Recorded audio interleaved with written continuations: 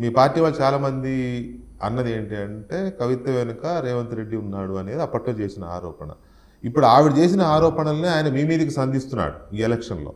So, మీరేమనుకుంటున్నారు? కవిత గారి వెనుక రేవంత్ రెడ్డి ఉన్నాడు అనుకుంటున్నారా? నేనేమనుకుంటున్నానంటే, రేవంత్ రెడ్డి గారు తెలుగుదేశంలో ఉన్నప్పుడు ఎట్లాగైతే జైపాల్ రెడ్డి గారు కాంగ్రెస్లో ఉన్నారో, ఎట్లాగైతే రేవంత్ రెడ్డి గారు జైపాల్ రెడ్డి గారి మీద ఆనాడు విమర్శనాస్త్రాలు సంధించారో, ఇవన్నీ రాజకీయాల్లో అత్యంత సహజంగా జరిగేటివి. దాన్ని ఏదో భూతద్దంలో పెట్టేసి ఇదేదో జరగకూడదు ఏదో జరిగిపోతుందని ఫీల్ అవ్వాల్సిన అవసరం లేదు. ఇది మొదటిసారి కూడా కాదు. మా గవర్నమెంట్ ఉన్నప్పుడు కూడా 10 ఏళ్ల కాలంలో మా కుటుంబ సభ్యులు కొంతమంది కాంగ్రెస్లో కొనసాగారు.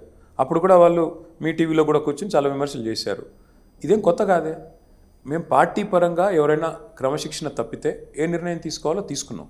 దానికి మించి పార్టీని సస్పెండ్ చేసిన తర్వాత ఇంక చెప్పడానికి ఏముంటుంది? సస్పెన్షన్ అంటేనే తీవ్రమైన చర్య. అది కూడా మా పార్టీ అధ్యక్షులు తీసుకున్న నిర్ణయం. తర్వాత చెప్పడానికి ఏముంటుంది? నాకు అర్థం కాదు.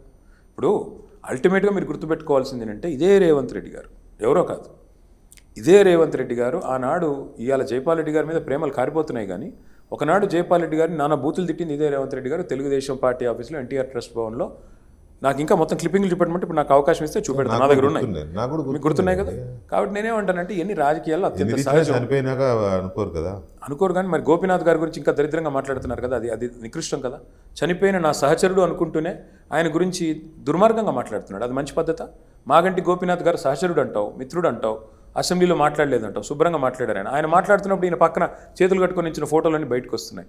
గోపీనాథ్ గారిని అవమానించొచ్చా? ఈరోజు ఆయన భార్యను అవమానిస్తున్నారు, ఆవిడ కన్నీళ్ళను అవమానిస్తున్నారు. ఇది పద్ధత? మంత్రుల జ్ఞానం ఉందా? అసలు ఇంగితం ఉందా? తుమ్మల నాగేశ్వరరావు గారు, పొన్నం ప్రభాకర్ గారు ఆవిడ భర్త గుర్తొచ్చి ఏడుస్తే ఆయన శ్రీమతి అట్లా మాట్లాడొచ్చా?